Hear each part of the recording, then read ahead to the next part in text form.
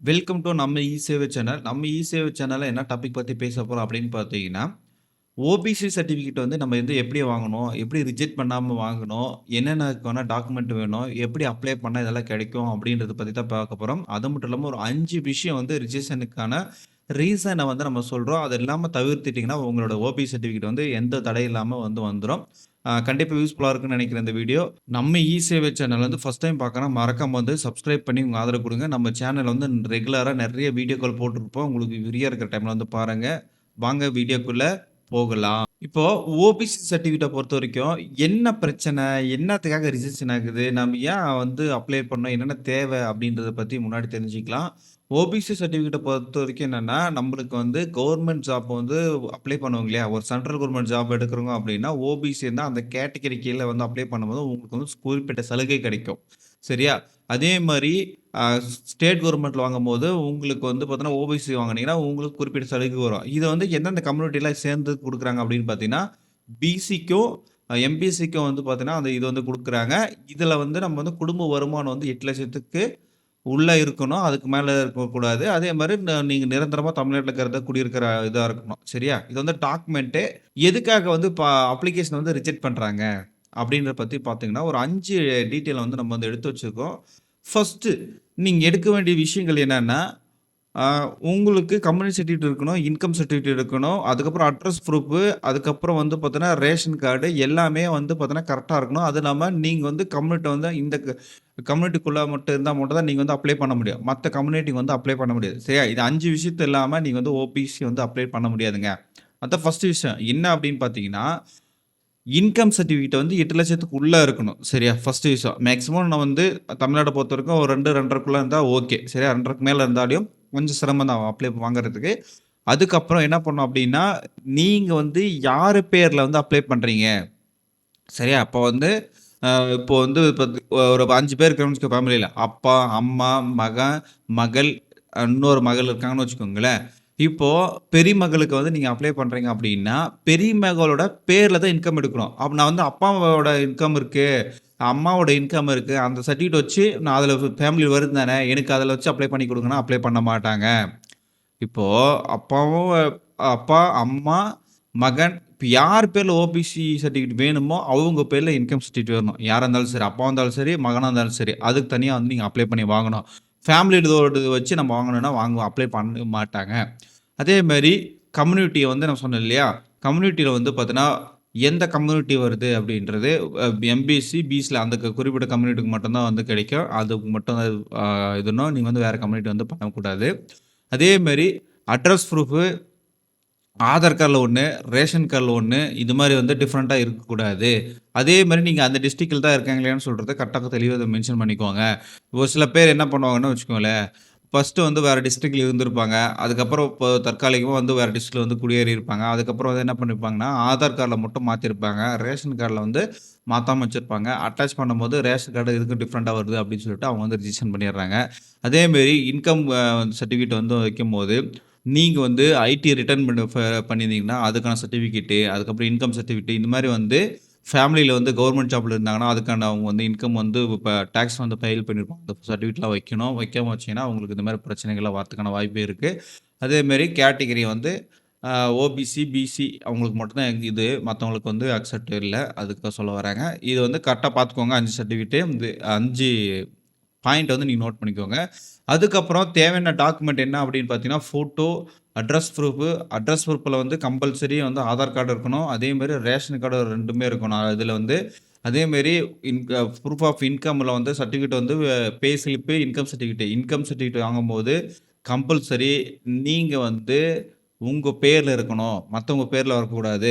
அதேமாரி இன்னொன்னு வந்து என்னன்னா, உங்க ஃபேமிலில வந்து கவர்ன்மென்ட் ஜாப் போறாங்க. கம்மியான இன்கம் தான் வாங்குறாங்க அப்படின்னா, அவங்க வந்து நீங்க வந்து பே ஸ்லிப் வந்து வச்சிருக்கணும். சரியா? அதே மாரி கம்யூனிட்டி சர்டிஃபிகேட் வந்து கம்பல்சரி அட்டாச் பண்ணிக்கணும். இன்கம் ட அதான் டாக்ஸ் ஃபைல் பண்ணியிருந்தீங்கன்னா, நீங்க வந்து டாக்ஸ் ரிட்டர்ன் வந்து அட்டாச் பண்ணியிருக்கணும். அதே மாரி செல்ஃப் டிக்ளரேஷன், ஆதார் டாக்குமெண்ட் எதனா தேவைப்பட்டுச்சுன்னா நீங்க வந்து வைக்கலாம். இது எதுல மூலம் அப்ளை பண்ணணும் அப்படின்னு பார்த்தீங்கன்னா, TN-E-சேவை.in அந்த வெப்சைட் மட்டும் தான் பண்ணணும். அதே மாரி இதுக்கு வந்து செயலாக்கம் வந்து டைம் வந்து குறிப்பிட்ட டைம் வந்து வேணும் இல்லையா? கவர்ன்மெண்ட் சார்பிலேயே வந்து பார்த்தீங்கன்னா, 15 நாள் குடுத்துருக்காங்க. அது வந்து எப்படி வந்து முன்னாடி சீக்கிரம் 15 நாள், 1 நாள், 2 நாள் வந்து வரும் அப்படின்னு கேட்டீங்கன்னா, அவங்க வந்து வெரிஃபிகேஷன் பண்ணுறது வந்து ஃபஸ்ட்டு வந்து விஓஓ, செகண்ட் வந்து ஆர்ஐ, அதுக்கப்புறம் டெப்டி தாசில்தார், தாசில்தார். சரியா? இவங்க 4 ஸ்டேஜில் போகும். அதனால் என்ன பண்ணுவாங்கன்னா, நீங்கள் வந்து சென்டர்னல் வந்து பண்ணிட்டீங்க அப்படின்னா, அவங்க வந்து அப்ரூவல் கொடுக்க முடியாது. டிலே ஆகிட்டு போயிட்டு ரொம்ப நாள் இழுத்துட்டு போயிட்டுருப்பாங்க. அதனால் வந்து வீக்கெண்டில் வந்து நீங்கள் வந்து அப்ளை பண்ணிவிட்டு, அதுக்கப்புறம் நெக்ஸ்ட் வீக்கில் வந்து கிடைக்கிற மாதிரி பாருங்கள். ஏன்னா வந்து எல்லாருமே ஒரு ஒரு ஷெட்யூல் போட்டு அந்த டைமில் தான் வந்து ஒர்க் பண்ணுற மாதிரி வந்து நிறைய பேர் இருப்பாங்க. அதனால் வந்து நான் புதன்கிழமை அப்ளை பண்ணிட்டேன், எனக்கு வந்து கிடைக்கல, 15 நாள் ஆயிடுச்சு, 8 நாள் ஆயிடுச்சு அப்படின்லாம் சொல்லக்கூடாது. வீக்கெண்டில் பண்ணிங்கன்னா மண்டே வந்து மண்டேக்குள்ளே டியூஸ்டேக்குள்ளே விஓ வந்து பண்ணிடுவார். அதுக்கப்புறம் ஆர்ஐ வந்து டியூஸ்டே வெனஸ்டே பண்ணிடுவாங்க. அதுக்கப்புறம் ஃப்ரைடே தேர்ஸ்டேக்குள்ளே வந்து பார்த்தோன்னா இவங்க பண்ணிடுவாங்க. அதுக்கப்புறம் வந்து பார்த்தோன்னா நெக்ஸ்ட் வீக்லேயோ இல்லை அதே வீக்லேயே வந்து கூட தாசில்தார் வந்து இது போட்டுருவாங்க. ஏன்னா இதெல்லாம் அப்ரூவல் கொடுத்துட்டு லாஸ்ட்டாக கொடுக்கணும். டெப்டி தாசில்தார் வந்து பார்த்தீங்கன்னா சிக்னேச்சர் போடணும், டிஜிட்டல் சிக்னேச்சர் போடணும். அதுக்கெல்லாம் ப்ராசஸ் டைம் இருக்குது. அதனால தான் சொல்ல வரேன். அதுக்கப்புறம் நம்ம வந்து என்னென்ன அப்ளை பண்ணுறது அப்படின்னு சொல்லிக்கலாம். இப்போ வந்து பார்த்தீங்கன்னா ஒரு லிங்க் வந்து டிஎன்இ சேவைன்னு போட்டேன்னா வந்துடும். ஓப்பன் பண்ணிட்டீங்கன்னா இப்படி வந்து இந்த மாதிரி நிற்கும். இதில் வந்து பார்த்தீங்கன்னா துறை, அதுக்கப்புறம் பயனரில் இருக்குது. இது வந்து பயனரில் வந்து நம்ம வந்து கொடுத்துக்கலாம். கொடுத்துட்டு ஆல்ரெடி வந்து யூசர் இருந்தால் ஓகே, யூசர் இல்லைன்னா நியூ யூசர் கொடுத்துட்டு இதில் வந்து நீங்கள் பேர் டீட்டெயில் டிஸ்ட்ரிக்ட்லாம் கொடுத்துட்டு ஒரு ஆதாருக்கு ஒரு யூசர் தான் கிரியேட் பண்ண முடியும். கொடுத்துட்டு நீங்கள் அப்டேட் கொடுத்தீங்கன்னா ஓடிபி கொடுத்து லாகின் பண்ணிக்கோங்க. அப்படி கொடுத்தீங்கன்னா மறுபடியும் வந்து இந்த பேஜில் வந்து நிற்கும். இந்த இடத்துல கொடுத்துட்டு உங்கள் யூசர் நேமு, பாஸ்வேர்டு, கேப்சா கொடுத்து லாகின் பண்ணிக்குவாங்க. இது வந்து சிட்டிசன் லாகினுக்கு தான் சொல்ல வரேன். இப்போ உள்ளே வந்தோடனே ரெவன்யூ டிபார்ட்மெண்ட் தான் நம்மளுக்கு வந்து கொடுக்குறது அந்த சர்டிஃபிகேட்டை. ரெவன்யூ டிபார்ட்மெண்ட் வந்து கிளிக் பண்ணிக்கலாம். ரெவன்யூ டிபார்ட்மெண்ட்டுக்கு கிளிக் பண்ணோன்னா இதில் வந்து ஓபிசின்றது நம்ம வந்து சர்ச் பண்ணிக்கலாம். ஓபிசி சர்ச் பண்ணோன்னா லோட் ஆகிட்டு வருது. இந்த இடத்துல வந்து உங்களுக்கு டீட்டெயில் எல்லாமே வந்து என்னென்ன வேணும் டாக்குமெண்ட் அப்படின்றது ஃபுல்லாக வந்தது. ஃபீஸ் வந்து 60 ரூபான்னு சொல்லிருச்சு. அதுக்கப்புறம் டிஸ்கிரிப்ஷன் வந்து அந்த சிஸ்டமேட்டிக் அந்த கம்யூனிட்டி சர்டிஃபிகேட் இதெல்லாம் போட்டு அந்த ஆக்ட்லாம் வந்து போட்டிருக்காங்க. கொடுத்துட்டு நம்ம வந்து ப்ரொசீட் கொடுத்துக்கலாம். ப்ரொசீட் கொடுத்த உடனே இந்த இடத்துல வந்து உங்களோட கேன் நம்பர் வந்து ஆல்ரெடி ரிஜிஸ்டர் பண்ணியிருக்கணும். நம்ம ஆல்ரெடி கேன் நம்பர் எப்படி ரிஜிஸ்டர் பண்ணுறது அப்படின்னு சொல்லி நம்ம ஆல்ரெடி வீடியோ போட்டிருக்கிறோம். வேணா டிஸ்கிரிப்ஷன் லிங்க் கொடுத்துட்றேன், நீங்கள் வந்து பார்த்துக்கோங்க. அப்படி ஆல்ரெடி கேன் நம்பர் இருக்குது அப்படின்னா உங்கள் ஆதார் நம்பரு, உங்கள் மொபைல் நம்பர் போட்டு சர்ச் பண்ணிங்கன்னா கீழே எடுத்துகிட்டு வரோம். அதை வச்சு நீங்கள் வந்து லாகின் பண்ணிக்கலாம். நான் வந்து எப்படி பண்ணுறது அப்படின்றத நான் ஸ்டெப் பை ஸ்டெப் போட்டுக்கிறேன், நீங்களும் போட்டு பண்ணிக்கோங்க. இப்போ ஜென்ரேட் ஓடிபி கொடுத்து நம்ம ஜென்ரேட் பண்ணிக்கிறோம். கன்ஃபார்ம் ஓடிபி கொடுத்தோன்னா உள்ளே போயிடும். உள்ளே போகிறதுக்கு போயிட்டு பழைய டேட்டா வந்து அப்படியே எடுத்துகிட்டு வரோம். நீங்கள் வந்து இந்த இடத்துல வந்து எதுவுமே நீங்கள் வந்து மாற்றக்கூடாது, அப்படியே இருக்கும். இந்த இடத்துல வந்து நீங்கள் வந்து என்ன கம்யூனிட்டி அது வந்து நீங்கள் வந்து ஆட் பண்ணணும். நம்ம கேஸ்டோட அந்த கேஸ்ட் நம்பர், சீரியல் நம்பர் வந்து வந்துடும். அதுக்கப்புறம் வந்து நீங்கள் வந்து என்ன தொழில் பண்ணுறீங்க, பிஸ்னஸா, ஸ்டூடெண்ட்டா, அக்ரிகல்ச்சரா, அதர்ஸா என்னன்னு இருக்குது அதை கொடுத்துருங்க. நம்ம அதர்ஸ் கொடுத்தா அதர்ஸ் டீட்டெயில் வந்துடும். பிஸ்னஸ் கொடுத்தா பிஸ்னஸுக்கான இது வந்து டீட்டெயில் வந்து வந்துடும். அதுக்கப்புறம் உங்கள் ஃபாதர் வந்து உயிரோடு இருக்காங்களா இல்லையான்னு கேட்டிருக்கு. எஸ்ன்னா எஸ் கொடுத்துட்டு அவங்க வந்து என்ன இது பண்ணுறாங்க, எம்ப்ளாயா அன்எம்ப்ளாயா அப்படின்றது வந்து கொடுத்துக்கோங்க. செல்ஃப் எம்ப்ளாய்டுனா என்னென்ன ஜாப், கவர்மெண்ட்டா அதுமாதிரி ப்ரைவேட்டாக என்னென்ன இருக்குது அப்படின்றது வந்து கொடுத்துருக்காங்க. அது நான் வந்து இப்போ அன்எம்ப்ளாய் கொடுத்துக்குறோம். அதுக்கப்புறம் அப்படி கீழே ஸ்க்ரோல் பண்ணிட்டு வந்தால் மதரோட ஸ்டேட்டஸ் வந்து கேட்டிருக்காங்க. இந்த இடத்துலையே வந்து அவங்க இருக்காங்களான்னு கேட்டிருக்கு. இருக்காங்கன்னா எஸ் கொடுக்கணும், இல்லைனா நோ கொடுத்துக்கணும். இதுவும் கொடுத்துட்டு அன்எம்ப்ளாய் கொடுத்திங்கன்னா உள்ளே வந்துடுது. அதுக்கப்புறம் கீழே போயிட்டு நம்ம வந்து ப்ரொசீட் கொடுக்கணும். இங்கே வந்து நம்ம டிக்ளரேஷன் வந்து நம்ம கொடுக்கணும். கொடுத்துட்டு சப்மிட் கொடுத்தோம்னா உள்ளே போயிடும்.